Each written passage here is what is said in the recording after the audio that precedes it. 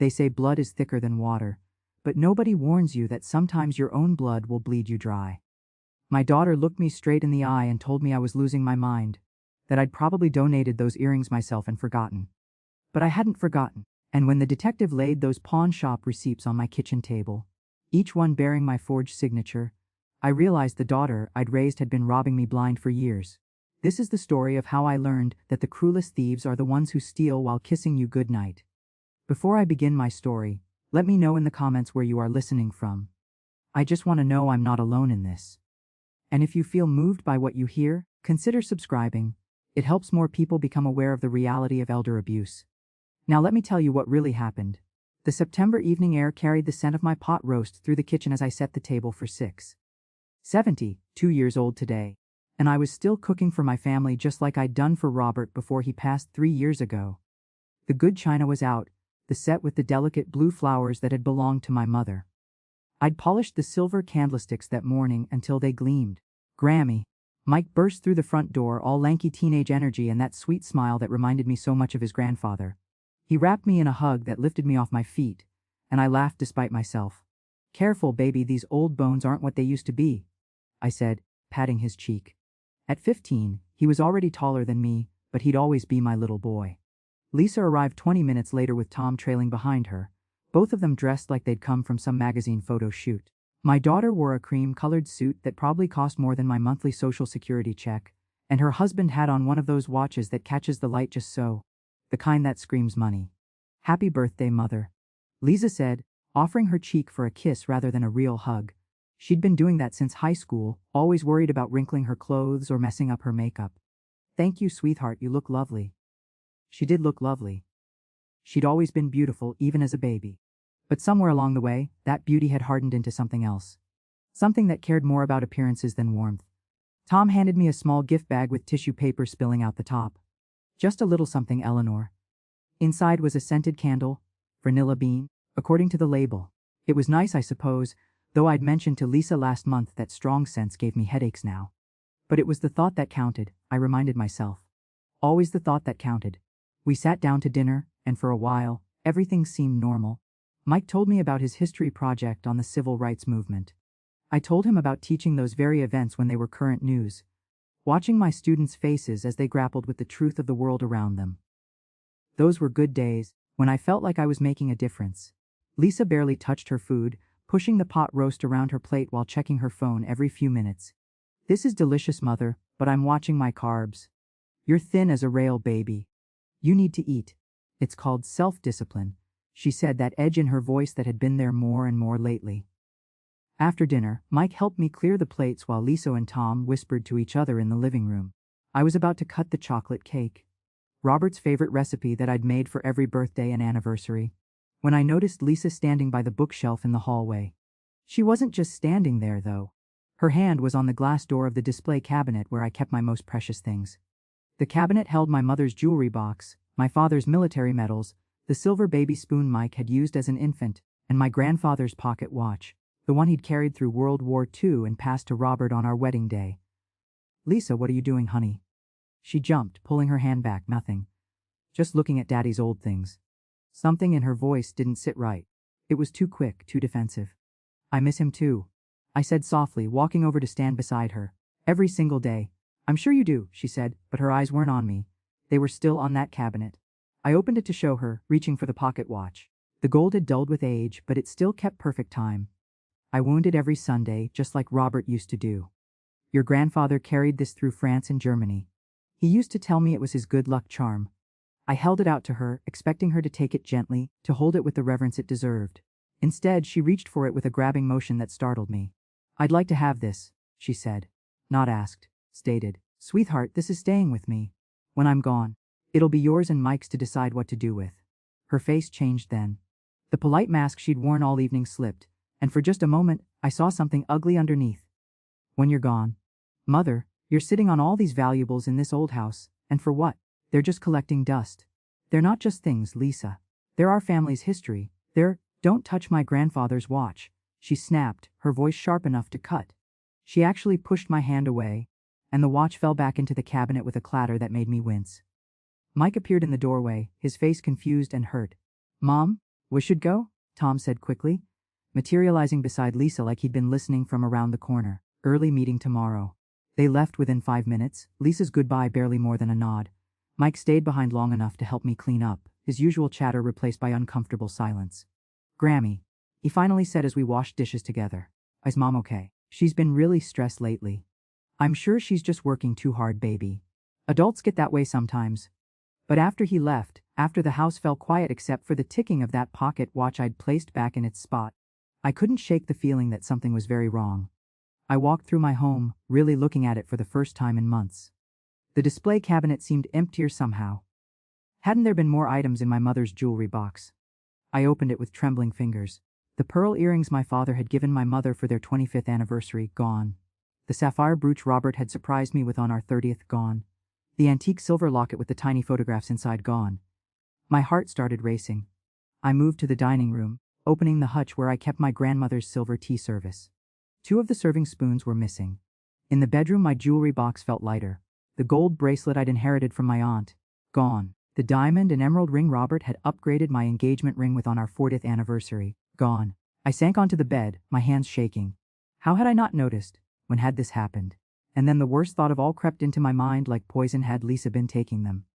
No, I was being paranoid. Maybe I'd moved them and forgotten. Maybe I'd loaned them to someone. At 72, memory could play tricks, couldn't it? But even as I tried to convince myself, I remembered Lisa's face when I'd stopped her from taking that pocket watch. I remembered her words, "They're just collecting dust." I didn't sleep that night. Instead, I sat at my kitchen table, making a list of everything I could remember that was missing. By sunrise, the list had 17 items on it. 17 pieces of my family's history. 17 connections to the people I'd loved and lost. And somewhere in my heart, I already knew the truth I didn't want to face. I didn't call Lisa right away. Part of me, the mother part that had raised her, nursed her through chicken pox, taught her to ride a bike, wanted to believe there was some explanation. Maybe I really had misplaced things. Maybe my memory was failing in ways I hadn't wanted to admit. But the teacher part of me, the part that had spent 40 years watching students' faces when they lied about homework or cheating, knew better. On Monday morning, I called my friend Susan Chen. We'd been roommates at Chicago State back in 1971, and she'd gone on to become one of the best family law attorneys in the city before retiring 5 years ago. If anyone could tell me what to do without making me feel like a foolish old woman, it was Susan. "Eleanor, I was just thinking about you." Susan's warm voice came through the phone. "How was your birthday?" "That's actually why I'm calling." I took a breath. "Susan, I need your advice. As a lawyer, not just as a friend." The warmth in her voice shifted to concern. "What's wrong?" I told her everything. About the missing jewelry, the silver, Lisa's behavior at dinner, the pocket watch incident. My voice cracked when I got to the part about making the list at 3 in the morning. Susan was quiet for a long moment. When she finally spoke, her voice was gentle but firm. "Eleanor, I need you to listen to me carefully. What you're describing sounds like elder financial abuse. It's more common than people think, and in 70% of cases, it's committed by family members. But I don't know for sure it's her. Who else has access to your house?" I thought about it. "Well, Lisa has a key. She's had one since Robert died in case of emergencies. And Mike's 15. This isn't a teenager sneaking $20 from your purse. This is systematic theft of valuable items." Susan paused. "Have you checked your financial accounts lately? Bank statements? Credit cards?" My stomach dropped. "No, I haven't looked closely in a while." The statements come, I glance at them, file them away. "Eleanor, I need you to go through every statement from the past 2 years. Today, look for anything unusual. Withdrawals you don't remember, checks you didn't write, charges you didn't make." Her voice softened. "And honey, I know this is hard, but you need to take that key back from Lisa." The thought of accusing my daughter of changing my locks like she was some kind of criminal made me feel sick. What if I'm wrong? What if there's an explanation? Then she'll have an explanation. "But Eleanor, you taught me something back in college when I wanted to drop out after my first bad semester. You said, being kind to yourself isn't the same as lying to yourself." Remember? I did remember. I'd nearly forgotten my own advice. After hanging up with Susan, I spent the rest of the day going through paperwork. My filing cabinet held 2 years of bank statements, credit card bills, and receipts. I made a pot of coffee and spread everything across the dining room table. At first, everything looked normal. My Social Security deposits, my small pension from the school district, my modest withdrawals for groceries and utilities. But then I started noticing irregularities. A check made out to cash for $500 last March. I didn't remember writing it. Another one in June for $750. My signature, but something about it looked off. A series of ATM withdrawals, $50 to $100 at a time, from a machine on the north side. I never went to the north side. My bank was 3 blocks from my house. By the time the sun set, I'd found over $4,000 in suspicious transactions. $4,000 from my carefully managed fixed income. Money I'd been saving in case I needed medical care or home repairs. My hands were shaking so badly I could barely dial Susan's number again. "I found it," I whispered when she answered. "The checks, the withdrawals, Susan, it's all there." "I'm coming over," she said immediately. "Don't touch anything else, I'm bringing someone with me." An hour later, Susan arrived with a man in his mid-40s wearing a sport coat and carrying a briefcase. He had kind eyes and a firm handshake. "Eleanor, this is Detective James Morrison. He works in the Financial Crimes Unit. He's also my nephew, and I trust him completely." Detective Morrison sat across from me at my dining room table, the same table where I'd served Lisa pot roast just 2 nights ago. He looked at my list of missing items, then at the bank statements with my trembling finger pointing out each suspicious transaction. "Mrs. Richardson," he said gently, "long has your daughter had access to your home?" 3 years. Since my husband died. And she would know where you keep valuable items. Jewelry, silver, documents. Of course, she grew up here. This was her home, he nodded, making notes. "I'm not going to lie to you, these cases are difficult. Family members often have legitimate access, which makes proving theft complicated. But what you've shown me is concerning. Very concerning. What do I do?" My voice sounded small, frightened. I hated that. "First, we document everything. Take photos of the empty spaces in your jewelry box, the cabinet, anywhere items are missing. I'll need detailed descriptions of each piece, any serial numbers, appraisals, photographs if you have them." "I have photographs," I said quietly. "Robert liked to photograph me wearing my good jewelry on special occasions. Our anniversaries, holidays." Detective Morrison's expression softened. "Those will be invaluable. Second, I'm going to recommend you change your locks immediately. Today, if possible, but if Lisa finds out. If your daughter is innocent, she'll understand why you needed to secure your home after discovering a theft. If she's guilty." He let the sentence hang. Susan reached across the table and squeezed my hand. "You're not doing anything wrong, Eleanor. You're protecting yourself." That night, after they left, I sat in Robert's old recliner and cried for the first time since his funeral. I wasn't just crying for the stolen jewelry or the money. I was crying for the daughter I thought I knew. For the little girl who used to crawl into my lap and ask me to read her one more story. For the young woman who'd called me sobbing with joy when she found out she was pregnant with Mike. Where had that girl gone? When had she turned into someone who could steal from her own mother? My phone rang at 10 o'clock. Lisa's name appeared on the screen. I almost didn't answer, but something, maybe that mother's instinct that never quite dies, made me pick up. "Mother, we need to talk," Lisa said without preamble. No greeting, no warmth. "About what, sweetheart?" "Mike told me you seemed upset after we left on Saturday. And honestly, your behavior that night was concerning. Getting so worked up over a pocket watch, acting like I was trying to steal it. The audacity of it took my breath away." She was turning this around, making me the problem. "Lisa, I need to ask you something." My voice was steadier than I expected. "Have you taken anything from my house? Any jewelry, silver, anything at all?" The silence on the other end lasted too long. "Mother, I can't believe you're asking me this. After everything I do for you, checking on you, making sure you're eating, worrying about you living alone in that big house." "Answer the question, Lisa. Yes or no. You're clearly not thinking straight." "Tom and I have been talking, and we think it might be time to consider other living arrangements for you. Somewhere with staff, people who can monitor." I hung up. My hands were shaking again, but this time it wasn't from fear. It was from rage. Pure, clean rage at being gaslit by my own child. She'd threatened me. Put me in a home, take away my independence, make me doubt my own mind. All to cover up what she'd done. I looked at the pocket watch in the display cabinet, still ticking away the seconds like it had through wars and weddings and births and deaths. "Robert," I whispered to the empty room, "I hope you're not watching this. It would break your heart." But I knew what I had to do. Tomorrow, I would call Detective Morrison and tell him I wanted to move forward with a full investigation. Tomorrow, I would stop being a victim and start being a fighter. Because if 40 years of teaching had taught me anything, it was this bullies only win when good people do nothing. And I'd been doing nothing for far too long. The locksmith arrived at 8 o'clock Tuesday morning. He was a young man, couldn't have been more than 30, with kind eyes that reminded me of my former students. "You're doing the right thing, ma'am," he said as he worked on my front door. "I do a lot of these jobs, more than you'd think." "Other people having their locks changed because of family?" I asked. He nodded, not looking up from his work. Family, caregivers, people who had access and abused it. It's sad, but it happens. Within an hour, I had new locks on both doors and 3 shiny new keys. I put one on my keychain, hid one in a place only I knew, and gave the third to Susan. Not to Lisa.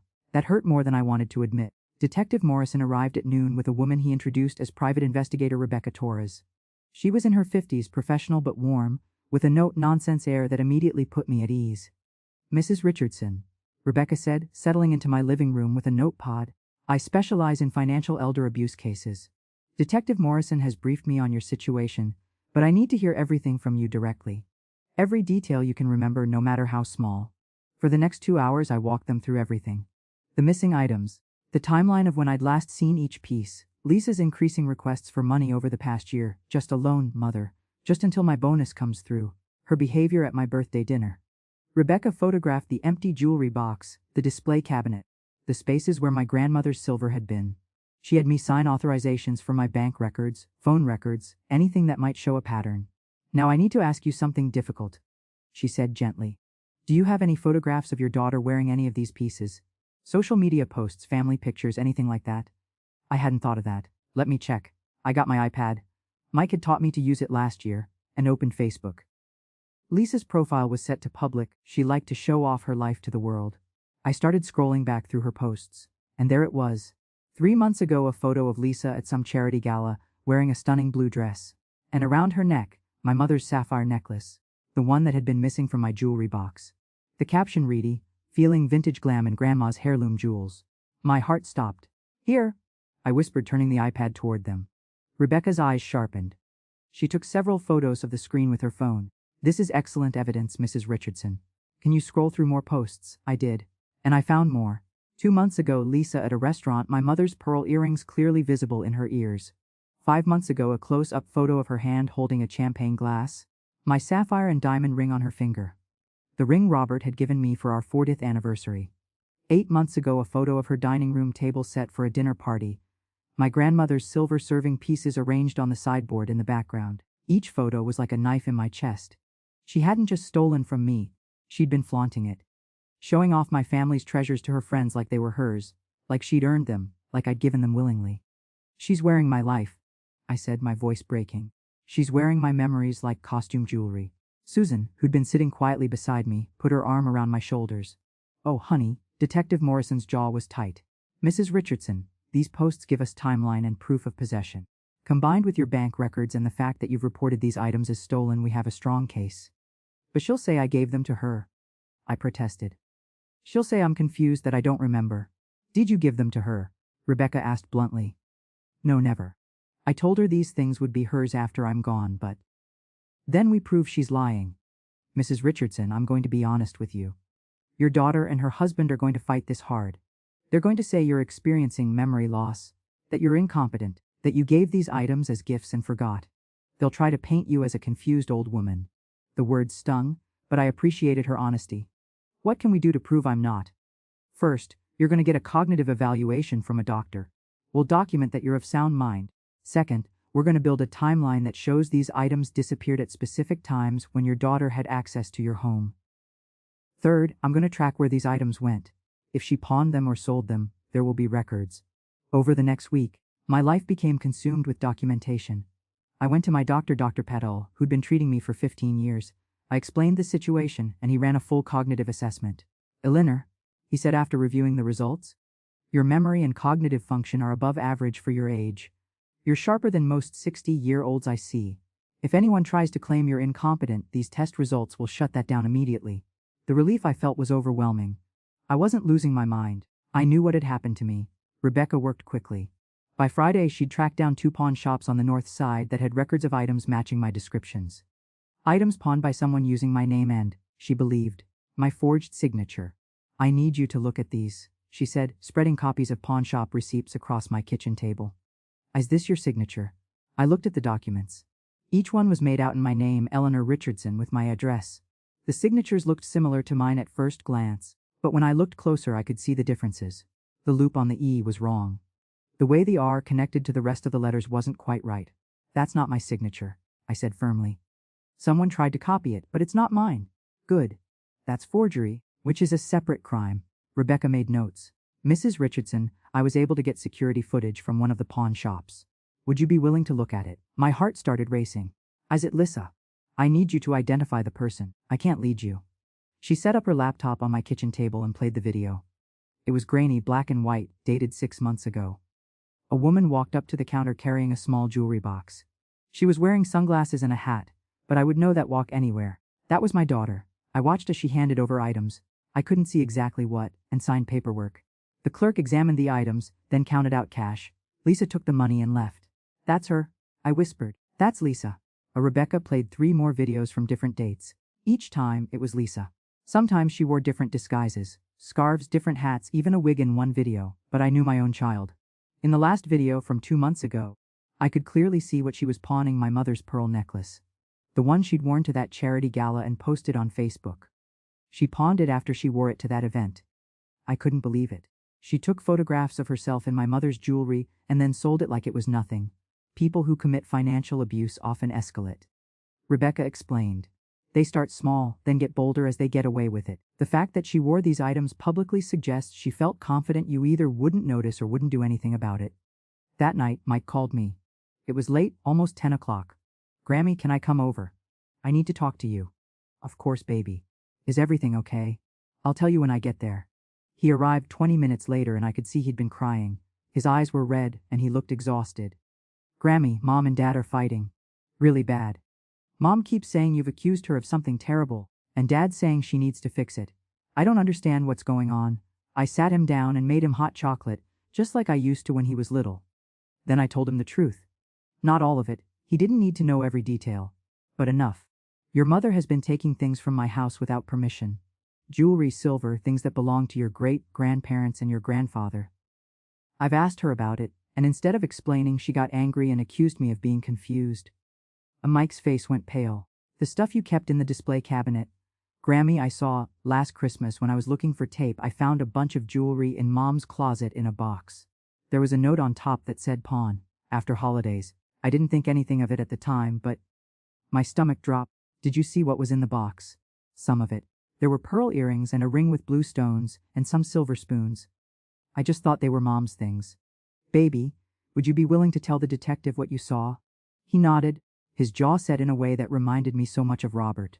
If Mom's been stealing from you, that's wrong. I love her, but that's wrong. I pulled him into a hug, this boy who was becoming a man right before my eyes. You're a good person, Mike. Your grandfather would be so proud of you. I'm proud of you too, Grammy, he said quietly, for standing up for yourself. After he left, I sat in the quiet house and thought about what Rebecca had told me earlier that day. Mrs. Richardson, based on what we've found so far, we're looking at multiple felonies. Theft, forgery, financial exploitation of an elderly person. Your daughter could face serious criminal charges. Could I really do that? Could I send my own daughter to jail? But then I thought about Mike, about the man he was becoming. What lesson would I teach him if I let this go? That family can abuse you and get away with it. That being a victim was better than standing up for yourself. No. I'd spent my whole career teaching young people to be strong, to stand up against injustice, to use their voices. It was time I took my own advice. Detective Morrison called me on Wednesday morning with news that made my blood run cold. Mrs. Richardson, we've executed a search warrant on the pawn shops and obtained all records related to your items. In total, we've traced 42 transactions over the past 18 months. The total value of items pawned in your name is approximately $85,000. $85,000. My knees went weak and I had to sit down. That's almost everything. My mother's jewelry, my grandmother's silver, pieces Robert gave me over 50 years of marriage. I know this is difficult, Detective Morrison said gently. But here's what's important: we have video evidence of your daughter conducting at least 12 of these transactions. We have forged documents with signatures that don't match your verified handwriting. And we have bank records showing that the money from these sales went directly into accounts controlled by your daughter and son-in-law. Tom was involved too. The money trail suggests yes. Large deposits into their joint checking account, timed perfectly with the pawn shop transactions. Credit card payments made within days of each sale. They were using your family heirlooms to fund their lifestyle. I thought about Lisa's expensive clothes, Tom's luxury watch, the posts on Facebook showing them at high-end restaurants and exclusive events. All of it paid for with my mother's pearls, my grandmother's silver, Robert's gifts of love. What happens now? I asked. Now we bring them in for questioning. I wanted to give you advance notice because things are going to move quickly. Your daughter will likely contact you, and she may try to intimidate you or convince you to drop the investigation. I need you to stay strong. I will. But I wasn't prepared for how quickly Lisa would strike. That afternoon, as I was going through more old photographs to document what had been stolen, someone started pounding on my front door. Not knocking, pounding. Mother! Open this door right now! Lisa's voice was shrill with rage. I looked through the peephole and saw her standing on my porch, her face red and furious. Tom stood behind her, looking uncomfortable. I opened the door but kept the chain lock in place. Lisa, please lower your voice. The neighbors. You're worried about the neighbors. She was practically screaming now. You changed the locks! You've been talking to the police about me! Your own daughter! Lisa, I need you to calm down. I will not calm down! How dare you accuse me of stealing? After everything I've done for you. Do you know how many times I've driven over here to check on you? How many errands I've run? And this is how you repay me? Tom put a hand on her shoulder. Honey, maybe we should. Don't touch me. She shrugged him off. Mother, you listen to me. You're going to call the police right now and tell them this was all a misunderstanding. You're going to admit that you gave me those items and forgot about it. Because if you don't, I swear to God, I will have you declared incompetent and put in a nursing home so fast your head will spin. The threat hung in the air between us. This was it. The moment where she'd shown her true colors completely. No, I said quietly. What? No, Lisa. I'm not calling the police. I'm not lying for you. And you're not going to intimidate me. Her face twisted into something ugly, something I barely recognized. You're a senile old woman who doesn't know what she's talking about. Nobody will believe you.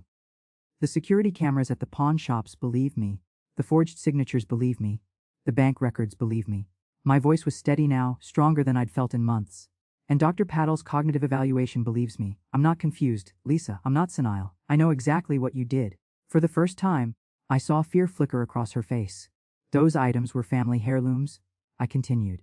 They were meant to be passed down through generations. You didn't just steal from me. You stole from Mike, from his children, from everyone who would have come after us. You erased our family's history for cash. They were just things, she shouted. Just old jewelry sitting in a box. I needed that money. There it was, the admission. For what, Lisa? For designer clothes, expensive dinners. What was so important that you had to steal from your own mother? Tom grabbed her arm. Lisa, stop talking. We need to go. No, she yanked free. She needs to understand. We have expenses. We have a lifestyle to maintain. Do you know what it costs to live in Lincoln Park? To send Mike to that private school, to keep up appearances. So you stole from me to keep up appearances. The absurdity of it would have been funny if it wasn't so heartbreaking. I was going to pay you back. Eventually. Once Tom's promotion came through. Lisa, that's enough. Tom was pale now, clearly realizing how badly this was going. We're leaving. Don't say another word. But Lisa wasn't done. You know what your problem is, Mother? You've always been selfish. Sitting in this house with all these valuable things, living on your pension like some kind of martyr while your own daughter struggles. Dad would have wanted you to help me. That was the final straw. Don't you dare bring your father into this. I said, my voice like ice. Robert worked 2 jobs to give you everything you needed. He paid for your college, your wedding. He helped with the down payment on your first house. And when he died, he left what little we had to make sure I would be secure in my old age. He would be ashamed of what you've become. The color drained from Lisa's face. For a moment, just a moment, I saw my little girl again. The one who used to cry when she disappointed us, who used to care about doing the right thing. Then the mask came back, harder than before. You'll regret this, she hissed. When you're sitting alone in some state, run nursing home with no family visiting you, you'll regret this. The only thing I regret, I said quietly, is not seeing who you really were sooner. I closed the door. Through the wood, I heard her screaming, heard Tom trying to pull her away, heard the sound of them arguing as they walked back to their car. Then the sound of their car doors slamming, the engine starting, the tires squealing as they drove away. I stood there, trembling, for a long moment. Then I called Detective Morrison. She just came to my house, I said. She threatened me, and then she admitted to taking the items. Said she needed the money to maintain her lifestyle. Did you record it? No, I didn't think. That's okay. Did anyone else witness it? I looked out the window. My neighbor, Patterson, was standing on her porch, her phone in her hand, looking concerned. I think my neighbor might have heard everything. She's standing outside. Good. I'm going to send an officer over to take a statement from both of you. Mrs. Richardson, what your daughter just did, coming to your home and threatening you, that's witness intimidation. It's another charge. After hanging up, I sat down on my couch and finally let myself cry. Not sad tears this time, angry tears, relieved tears. Tears for the daughter I'd lost long before today, maybe years ago, without even realizing it. Mrs. Patterson knocked on my door 20 minutes later. She was 75, a widow like me, and we'd been neighbors for 20 years. "Eleanor, honey, are you all right?" I heard yelling. I invited her in and told her everything. She listened, her face growing more shocked with each detail. "That girl," she said finally, shaking her head. "I always thought there was something off about her. The way she'd come and go from your house when you weren't home, carrying bags and boxes. I thought maybe she was helping you clean out closets or something, but now—" "You saw her taking things?" "Several times over the past year. I didn't think anything of it because she's your daughter. But Eleanor, there was one time, maybe 6 months ago, I saw her loading your grandfather's old steamer trunk into her car. The one you kept in the basement with the family quilts." Another piece of the puzzle clicked into place. The trunk full of hand-stitched quilts my grandmother had made, some dating back to the 1920s. I'd gone to look for them last month to donate one to Mike for his room and found the trunk gone. Lisa had told me I must have gotten rid of it years ago. When the police officer arrived to take our statements, Mrs. Patterson told him everything she'd witnessed. He took notes, asked questions, and assured us that all of this would be added to the case file. That evening, Susan came over with Chinese takeout and a bottle of wine. "You did good today," she said, pouring us each a glass. Standing up to her like that took courage. "I don't feel courageous. I feel sick. She's my daughter, Susan. My baby girl. I know, honey. But she stopped being that little girl a long time ago. The Lisa who came to your door today, that's not someone you created. Those are choices she made, probably over years, to become that person. When did it start?" I wondered aloud. When did she go from being my sweet child to someone who could steal from me without guilt? Probably gradually. A small compromise here, a little lie there. Financial pressure, lifestyle inflation, keeping up with friends who had more money. It's a slippery slope, and she slid right down it.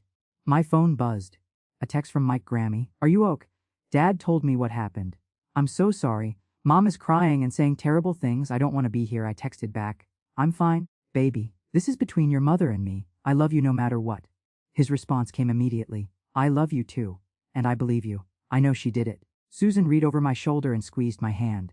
"That boy has your strength. Robert's too. He's going to be okay. But what about Lisa? What happens to her now? That depends on what charges the DA decides to file. With the evidence they have, the video, the forged documents, the bank records, her admission to you today, she's looking at multiple felonies. She could face prison time. A prison. My daughter in prison. The thought made me physically ill. But then I thought about the $85,000 in stolen heirlooms. About the years of betrayal. About Mike finding that box of jewelry marked pawn after holidays. About every lie Lisa had told, every time she'd gaslit me, every threat she'd made. "She made her choices," I said quietly. "Now she has to face the consequences." Susan raised her glass. To strong women who refuse to be victims. We clinked glasses and I took a sip, feeling the warmth spread through me. For the first time in months, maybe years, I felt like myself again. Not a confused old woman, not a victim. Not someone to be pitied or patronized or stolen from. Just Eleanor Richardson, 72 years old, sharp, still strong, and absolutely done being taken advantage of. The district attorney's office moved faster than I expected. Within 2 weeks, Lisa and Tom were formally charged. Lisa faced 6 felony counts: theft, forgery, financial exploitation of an elderly person, and witness intimidation. Tom was charged with 3 counts as an accessory and for money laundering, since the stolen funds had been deposited into their joint accounts. Detective Morrison called to tell me the news. "The arraignment is scheduled for next Tuesday. You don't have to attend, but you have the right to be there if you want." "I'll be there," I said without hesitation. Susan accompanied me to the courthouse. As we walked through the metal detectors and up to the courtroom, I felt eyes on me. Other people waiting for cases, court staff, lawyers in expensive suits.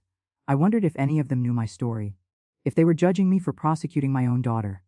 Then I straightened my shoulders and lifted my chin. Let them judge. I knew the truth. The courtroom was smaller than I expected, nothing like the dramatic spaces you see on television. Fluorescent lights, worn wooden benches, an American flag in the corner. Lisa and Tom sat at the defense table with their attorney, a sharp-looking woman in her 40s with perfectly styled hair and a designer suit that probably cost more than my monthly pension. Lisa looked smaller than I remembered. She wore a conservative navy dress and minimal makeup, her hair pulled back in a simple style. She looked like she was trying to appear sympathetic, vulnerable. When our eyes met across the courtroom, I saw a flash of something: anger, fear, regret. Then she looked away. Tom wouldn't look at me at all. He stared straight ahead, his jaw tight, his hands clenched on the table. The judge was a black woman in her 60s with intelligent eyes and a no-nonsense demeanor. She reviewed the charges, asked if the defendants understood them, and listened as their attorney entered pleas of not guilty for both of them. Your Honor, the defense attorney said, standing smoothly, my clients are upstanding members of the community with no prior criminal records. Mrs. Banks is a successful marketing executive, and Mr. Banks works in finance. They have a teenage son at home. We request they be released on their own recognizance. The prosecutor, a young man who'd introduced himself to me before the hearing as Assistant Dia Marcus Chen, stood immediately. Your Honor, the state opposes release on recognizance. The defendant Lisa Banks has already engaged in witness intimidation, appearing at the victim's home and threatening her. Given the defendant's financial resources, there's a flight risk. We request bail be set at $100,000 each. The judge looked over her reading glasses at Lisa and Tom. The court finds the witness intimidation charge particularly concerning. Bail is set at $75,000 each. The defendants are to have no contact with the victim, Eleanor Richardson, either directly or through intermediaries. If this order is violated, bail will be revoked immediately. Next case. And just like that, it was over. The whole hearing lasted maybe 10 minutes. As we filed out of the courtroom, I saw Tom's parents in the hallway. They'd always been polite to me but distant, the kind of people who measured success by income and status. His mother, Patricia, glared at me with pure hatred. Are you happy now, Eleanor? She hissed as we passed. Destroying your own daughter's life. Putting your grandson through this humiliation. Susan stepped between us. Mrs. Banks, you need to step back. Now! Don't tell me what to do! That woman is vindictive and cruel, prosecuting her own child over some old jewelry. Your son and daughter-in-law stole $85,000 worth of family heirlooms, Susan said coldly. They forged documents, pawned items that weren't theirs, and threatened an elderly woman in her own home. If you can't see that as criminal behavior, that says more about your family's values than Eleanor's. Patricia's face turned red, but her husband pulled her away before she could respond. As they disappeared down the hallway, I heard her saying something about that ungrateful woman. And after everything Lisa did for her. The narrative was already being written. I was the villain in their story. The cruel mother who turned on her loving daughter over material possessions. Let them think what they want, Susan said, reading my expression. The evidence speaks for itself. Over the next 3 months, the case consumed my life. There were depositions, evidence reviews, meetings with the prosecutor's office. Rebecca Torres continued her investigation and uncovered even more transactions we'd initially missed. The total amount stolen climbed to $92,000. Mike came to visit me every week, usually on Saturday afternoons when Lisa was at one of her court-mandated therapy sessions. He'd grown quieter, more serious. The carefree teenager was gone, replaced by someone who'd learned too young that the people you love can hurt you deeply. Mom hired a PR firm. He told me one afternoon as we sat in my kitchen eating homemade cookies. They're trying to spin this whole thing, saying you're experiencing cognitive decline, and that she was just trying to help manage your assets. What do you think about that? I asked gently. He looked at me with Robert's eyes. Clear, honest, unflinching. I think Mom's a liar. I think she got caught and now she's trying to blame you. And I think it's disgusting. She's still your mother, Mike. It's okay to love her even when you're angry with her. Is that how you feel? I thought about it carefully. I love the little girl she used to be. I love the memories of raising her, teaching her to read, watching her graduate from college. But the woman she became, the one who stole from me and threatened me, I don't know that person. And I don't have to accept what she did just because we share blood. He nodded slowly. Dad's filing for divorce. He says he can't trust her anymore, and his lawyer told him staying married makes him look guilty too. That didn't surprise me. Tom had always been concerned with appearances and protecting his career.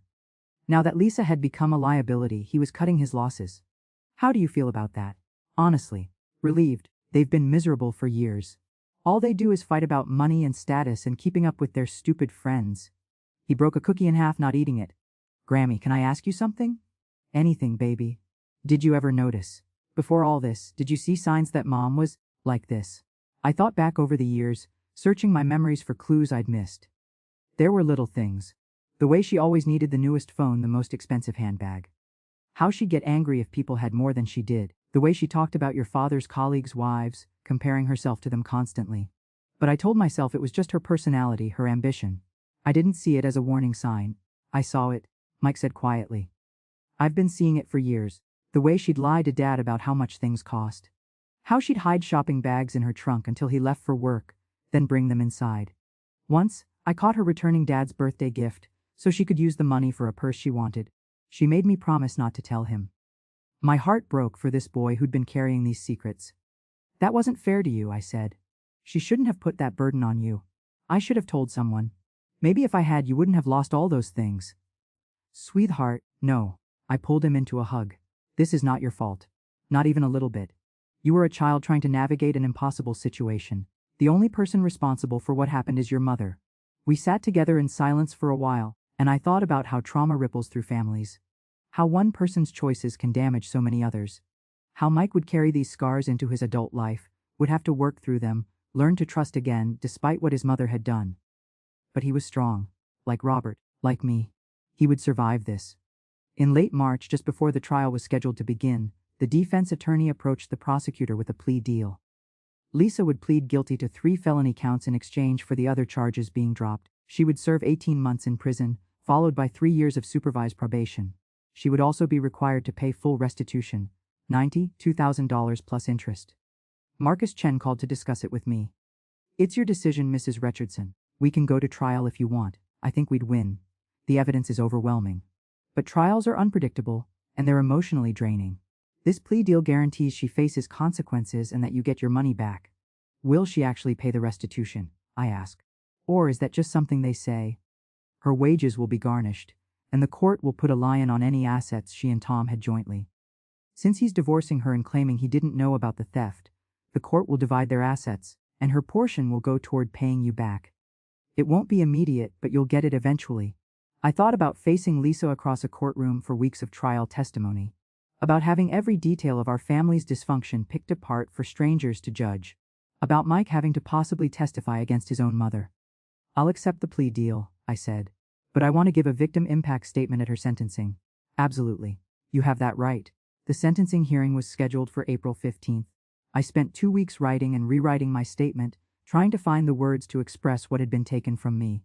Not just the jewelry and silver, but the trust, the relationship, the belief that family would protect rather than prey on you. The night before the hearing, Susan came over to help me practice. I read my statement aloud, and by the end, we were both crying. That's perfect, she said, wiping her eyes. Tomorrow, you speak your truth, and then you can finally start to heal. I didn't sleep much that night. I kept thinking about the little girl Lisa had been, gap-toothed and giggly, bringing me dandelions from the yard and calling them flowers. Where had that child gone? When had she been replaced by someone who could look me in the eye and lie? The next morning, I dressed carefully in my best navy suit, the one I'd worn to Robert's funeral. It felt appropriate somehow. I was mourning the daughter I'd lost, even though she was still alive. The courtroom was more crowded this time. Lisa's friends had come, probably at her attorney's request, to show support and make her look sympathetic. Patricia and Tom's father sat in the back row, glaring at me. Mike sat beside Susan and me, his hand in mine. Lisa looked thinner than she had at the arraignment. Her face was drawn, her eyes red, rimmed like she'd been crying. When the judge asked if she had anything to say before sentencing, she stood slowly. Your Honor, I want to apologize to my mother. Her voice was soft, shaky. She turned to look at me for the first time. Mom, I'm so sorry. I made terrible choices, and I hurt you. I betrayed your trust, and I understand if you can never forgive me. I just want you to know that I never meant for it to go this far. It started small, and then I couldn't stop. I was drowning in debt, and trying to maintain a life I couldn't afford, and I convinced myself it was okay because those things would be mine someday anyway. But I was wrong. So Ron, and I'm sorry. She sat down, crying softly. Some of her friends dabbed at their eyes. Patricia nodded approvingly, as if Lisa had just delivered an Oscar-worthy performance. And maybe she had. The words sounded rehearsed, coached by her attorney to sound repentant. But I didn't hear real remorse. I heard a woman who was sorry she got caught, sorry she was facing consequences, sorry her life was falling apart. Not sorry for what she'd done to me. The judge looked at me. Mrs. Richardson, you may deliver your victim impact statement now. I stood, my legs steadier than I expected. I unfolded my paper with shaking hands and began to read. I looked down at my carefully written statement, then looked up at the judge, at Lisa, at the courtroom full of strangers who would hear my pain laid bare. And I began to speak. Your Honor, my name is Eleanor Richardson. I'm 72 years old. I was married to my husband Robert for 51 years before he passed away 3 years ago. I spent 40 years as a high school English teacher, trying to instill in young people the values of honesty, integrity, and respect. I thought I'd done the same with my own daughter. I was wrong. I paused, steadying my voice. When people hear about elder abuse, they often think about strangers. Con artists calling on the phone, scammers at the door. They don't think about your own child systematically stealing from you over 18 months.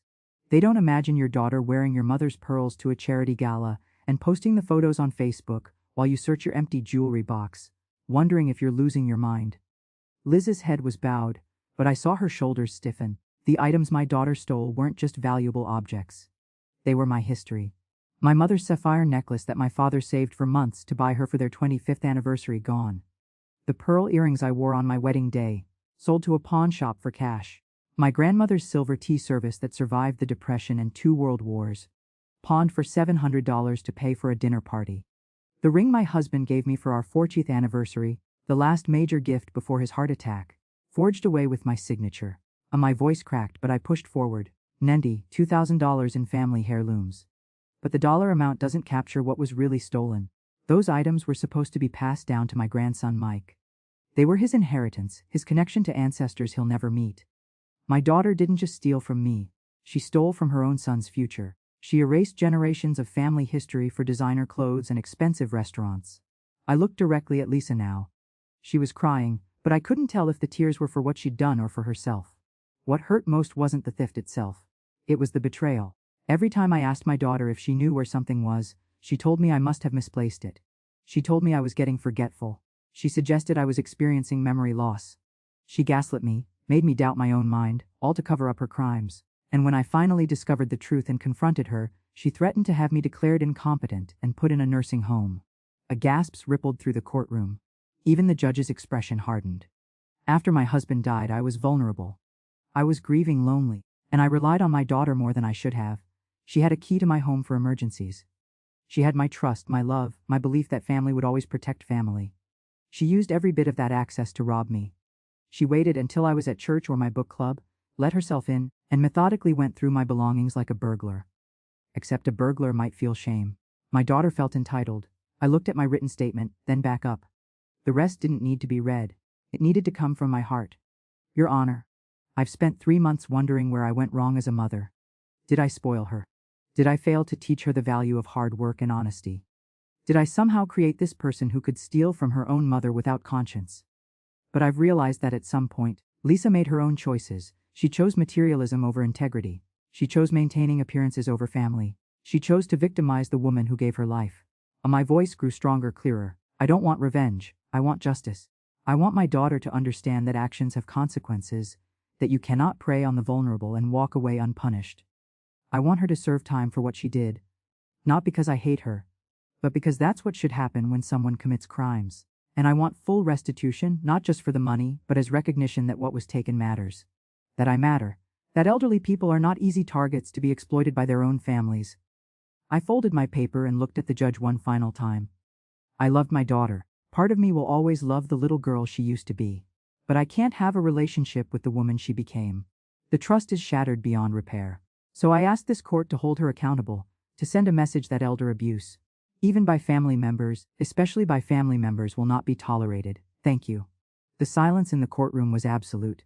I sat down, and Mike immediately squeezed my hand. Susan had tears streaming down her face. The judge took a moment before speaking, removing her glasses to look directly at Lisa. Ms. Banks, I've been on the bench for 22 years. I've seen many cases of financial exploitation, but few as calculated and cold-hearted as this one. You didn't steal out of desperation or necessity. Your household income exceeded $200,000 annually. You stole because you wanted more luxury, more status, more things. And you chose to take it from the one person who should have been able to trust you completely. Lisa's attorney tried to interject, but the judge held up a hand. Your victim impact statement talked about making poor choices when drowning in debt. But the evidence shows you weren't drowning, you were living beyond your means by choice. The credit card statements show purchases at Neiman Marcus, Louis Vuitton, designer boutiques. You were living a champagne lifestyle on a beer budget, and when that wasn't enough, you stole champagne from your mother's cellar. The judge put her glasses back on and consulted her notes. The plea agreement recommends 18 months incarceration. However, given the egregious nature of these crimes, the amount stolen, the vulnerable victim, and the witness intimidation, I'm going to impose the maximum sentence within my authority. Lisa Banks, you are hereby sentenced to 3 years in state prison, with eligibility for parole after 18 months. Upon release, you will serve 5 years of supervised probation. Lisa gasped. Her attorney stood immediately. Your Honor, that's significantly more than the plea agreement. The plea agreement included a sentencing recommendation, not a requirement, The court has discretion and I'm exercising it. Additionally, Ms. Banks will pay full restitution of $92,000 plus 18% annual interest, to be garnished from any and all future income until paid in full. She is also ordered to complete 300 hours of community service upon release, specifically working with elder abuse prevention organizations, so she can see firsthand the damage people like her inflict. The judge looked at me with something like compassion. Mrs. Richardson, I cannot return what was taken from you. Material items can sometimes be replaced, but trust and family bonds, once broken, are much harder to repair. However, I can ensure that your daughter faces meaningful consequences. I hope that brings you some measure of peace. Thank you, Your Honor, I managed to say. The bailiff approached Lisa to take her into custody. She looked back at me one last time, her face a mixture of shock, anger, and something that might have been genuine regret.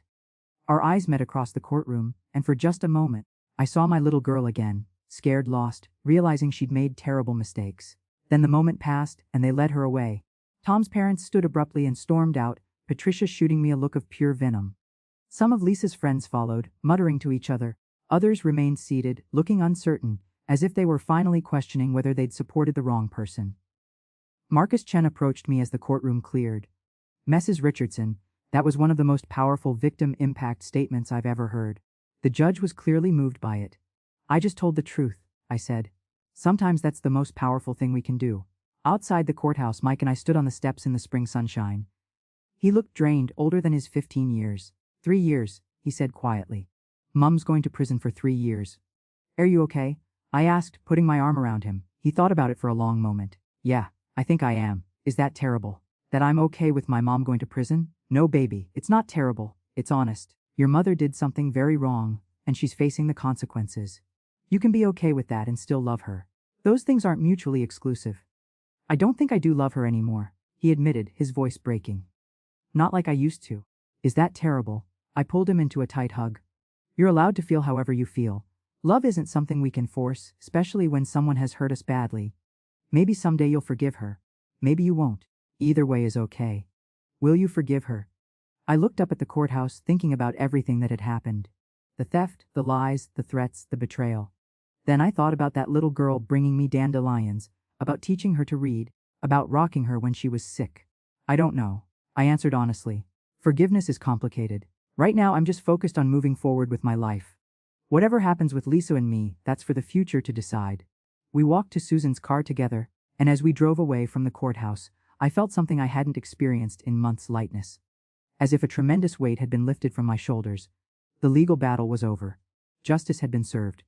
Now came the harder part, rebuilding my life, figuring out who Eleanor Richardson was beyond being a victim, beyond being a mother to someone who'd betrayed her.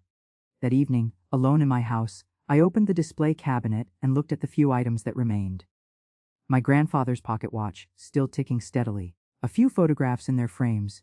Robert's wedding ring, which I'd kept after he died. The cabinet looked bare, sparse. But these few items were safe, they'd survived.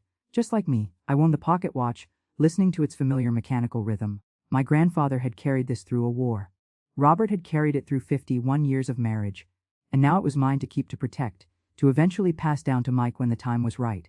Some things endure. Some things survive. And so would I. 6 months after Lisa's sentencing, I stood in my nearly empty living room, surrounded by boxes labeled, Florida, in Mike's careful handwriting. The movers would arrive tomorrow to load everything onto the truck. After 43 years in this house, I was leaving. It hadn't been an easy decision. This house held so many memories. Robert proposing to me in the kitchen, bringing baby Lisa home from the hospital, teaching Mike to ride his bike in the driveway. But it also held the ghost of betrayal, the echo of my daughter's lies, the emptiness of the display cabinet. I needed a fresh start. The restitution process had begun, though it would take years to recover the full amount. Tom and Lisa's assets had been divided in the divorce, and Lisa's portion was frozen pending the repayment plan. The court had also ordered the sale of some items that could be traced and recovered from pawn shops. I'd gotten back about $35,000 so far. With that money, plus the proceeds from selling some of the remaining family heirlooms, items I chose to sell myself, on my terms, I'd bought a small 2-bedroom condo in a senior living community in Sarasota, Florida. It had 24-hour security, a community center, a pool, and most importantly, no memories of betrayal. Grammy, where do you want this box? Mike called from the hallway. He'd come to spend his spring break helping me pack. Tom had agreed to let him visit, perhaps out of guilt, perhaps because even he recognized that Mike and I needed each other. Just put it with the others by the door, sweetheart. He brought the box out, then sat down on the couch beside me, one of the few pieces of furniture I was taking with me. At 16, he'd grown even taller, his voice fully deepened. He looked so much like Robert it sometimes took my breath away. "Are you scared?" he asked. "Moving, terrified," I admitted, but also excited. "Is that strange?" "No, I think it's brave." We sat in comfortable silence for a moment, then Mike pulled out his phone. "I got a letter from Mom yesterday. She wanted me to read it to you." My stomach clenched. Lisa had written to me twice from prison, and both times I'd sent the letters back unopened. I wasn't ready. Maybe I'd never be ready. I started. "I want to?" she asked me to. He unfolded a piece of paper and began to read. "Dear Mike, I hope you'll share this with your grandmother since she won't read my letters directly. I don't blame her. I wouldn't read my letters either if I were her." Mike paused, his voice steady but quiet. "I've been in therapy here, which the prison requires. At first, I thought it was pointless. I knew what I did was wrong. I didn't need someone to tell me that. But my therapist has been helping me understand why I did it. Not to excuse it, but to understand it." He continued reading. "I grew up watching Dad work so hard, seeing Mom stretch every dollar, and I swore I'd never struggle like that. I wanted more. I wanted to be someone who mattered, who people admired. But somewhere along the way, I confused being admired with having expensive things. I built my whole identity around a lifestyle I couldn't afford, and when I couldn't maintain it, I told myself that taking from Mom wasn't really stealing, because it would all be mine someday anyway." My throat tightened. "I know that doesn't make it better. I know I hurt Mom in ways that can't be fixed. I stole her memories, her security, her trust. I gaslit her and threatened her when she discovered the truth. I became everything my parents taught me not to be, and I did it while telling myself I deserved those things more than she did." Mike's voice wavered slightly, but he pushed on. "The worst part is realizing how I hurt you, Mike. You witnessed years of my dysfunction. The lies, the materialism, the constant need for more. I put you in impossible positions, made you keep secrets, and showed you that love was conditional on maintaining appearances. I'm so sorry for that. You deserved a better mother." He folded the letter, and I saw tears in his eyes. "She says she doesn't expect forgiveness from either of us. She just wanted us to know she understands what she did and why it was wrong. She says the best thing she can do now is become someone who wouldn't do those things again." "What do you think about that?" I asked gently. Mike was quiet for a long time. I think she means it, but I also think it's too late for me. I can't forget watching her manipulate Dad, steal from you, lie to everyone. When I have kids someday, I don't think I want her around them. Is that terrible?" "No, baby. You get to decide who's in your life and what role they play. That's your right. What about you? Will you ever forgive her?" I thought about it carefully. This question had haunted me for months. "I think forgiveness is complicated," I said finally. "Some days, I think about that little girl who used to bring me dandelions, and my heart breaks for how lost she became. Other days I remember her threatening to put me in a nursing home, and I feel nothing but anger. Maybe someday I'll reach true forgiveness. Or maybe I'll just reach a place of letting go, of not carrying the anger anymore, not because she deserves forgiveness, but because I deserve peace." Mike nodded slowly. "That makes sense. What I know for sure is this: I don't need to have a relationship with her to move forward with my life. I can wish her well from a distance. I can hope she becomes a better person, but I don't have to let her back into my world to prove I'm a good person or a good mother. Setting boundaries doesn't make me cruel, it makes me wise." "Grammy," Mike said softly. "Yes. You're one of the strongest people I know. I hope I'm like you when I grow up." I pulled him into a hug, this boy who'd become a young man through tragedy, who'd chosen integrity over loyalty to a parent who didn't deserve it. "You're already like me," I whispered. "You're already strong." The next day, the movers loaded the truck and Susan drove me to the airport. Mike had returned to Chicago that morning, promising to visit me in Florida over the summer. "You sure about this?" Susan asked as we waited at my gate. "No," I admitted, "but I'm doing it anyway. That's my girl." She hugged me tight. "You call me when you land. And remember, I'm just a plane ride away if you need me." "I know. Thank you, Susan, for everything. That's what friends are for. Besides, I need somewhere warm to visit in the winter." The flight to Sarasota felt like traveling between two different lives. The woman who boarded in Chicago was Eleanor Richardson, retired teacher, widow victim of elder abuse. The woman who landed in Florida was someone new, someone I was still figuring out. My condo was on the third floor with a balcony overlooking a small lake. It was bright, modern, and nothing like my old house. That was intentional. I didn't want to recreate what I'd lost. I wanted to build something new. The first week was lonely. I unpacked boxes, arranged furniture, and tried to figure out which grocery store to use. Everything felt unfamiliar, and several times I reached for my phone to call Lisa before remembering that she was in prison, that our relationship was broken, that I was alone in this new chapter. But slowly, things began to shift. I met my neighbors. Margaret, a widow from Boston who taught watercolor painting, Harold and Jim, a retired couple who'd been together for 40 years and loved to cook. Rosa, a former social worker from Miami who organized the community book club. I joined the book club. Then the water aerobics class. Then the volunteer group that visited local nursing homes to play music and chat with residents. One evening, about 2 months after moving, I sat on my balcony watching the sunset paint the lake in shades of orange and pink. My phone buzzed with a text from Mike, a photo of him at his high school graduation practice, cap and gown slightly crooked, giving me a thumbs up. The caption read, "Wish you were here, but I know you're building your new life. So proud of you, Grammy." I smiled, tears in my eyes. He'd be walking across that stage in 2 weeks, and I'd be there to watch, flying back to Chicago for the ceremony. Tom had arranged everything, and we'd been cordial in our communications. He'd changed after the trial, become quieter, more reflective. He'd apologized to me, though I suspected it was more about his own guilt than genuine remorse. As the sun dipped below the horizon, I thought about the past year. About everything I'd lost and everything I'd gained. I'd lost $92,000 in family heirlooms. I'd lost my relationship with my daughter, perhaps permanently. I'd lost the naive belief that family would always protect family. But I'd gained something too. I'd gained my voice, my strength, my sense of self-worth that didn't depend on being a good mother or a devoted wife or a victim who stayed quiet to keep the peace. I'd gained the knowledge that I could survive betrayal and come out stronger. That I could start over at 72 years old. That I could build a new life in a new place with new people, and that life could be good. Margaret knocked on my door an hour later with a bottle of wine and 2 glasses. "Rose and I are having a girls' night.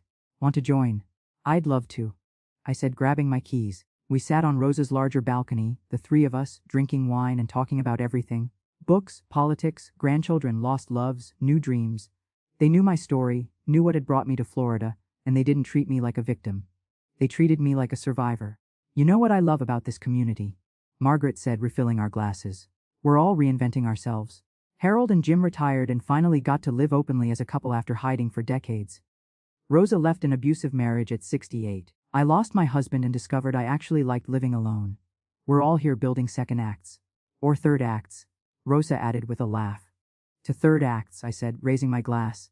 We clinked glasses and I felt something I hadn't experienced in years: genuine contentment. Not happiness dependent on other people's behavior, not joy that could be stolen by betrayal, but a deep, quiet contentment that came from within. 3 months later, I received a call from Detective Morrison. "Mrs. Richardson, I wanted to update you. We've recovered 3 more items from your case. A pawn shop in Indiana had them, your grandmother's silver serving pieces. They're willing to return them in exchange for reimbursing what they paid for them, which the court has agreed to do using Lisa's restitution funds." "That's wonderful news," I said. "But Detective Morrison, I want you to donate them?" "Donate them?" "Yes, to a museum or historical society that focuses on African American history. Those pieces survived slavery, Jim Crow, and the civil rights era in my family. They should be preserved and used to educate people, not sitting in my cabinet where no one can appreciate their significance." That's very generous, Mrs. Richardson. It's practical. I don't need them anymore. I have my grandfather's pocket watch, my memories, and my peace of mind. That's enough." After hanging up, I sat at my small dining table and pulled out my journal. My therapist, yes, I'd started seeing one, because healing required help, had suggested I write letters to Lisa that I'd never send. Letters where I could say everything I needed to say without worrying about her response. I picked up my pen and began to write. "Dear Lisa, you asked for my forgiveness in your letters, and I want you to know I'm working toward it. Not for you but for me. Because carrying anger and betrayal is exhausting, and I'm tired of giving you that power over my emotions. I'm not there yet. Some days I still wake up angry. Some days I look at the empty spaces where my heirlooms used to be and feel the loss all over again. But I'm building a new life, and in that life, you don't get to take up space in my thoughts every day. I hope you're learning and growing in prison. I hope therapy is helping you understand why you made the choices you did. I hope you become someone who would never hurt another person the way you hurt me. But that's your journey, not mine.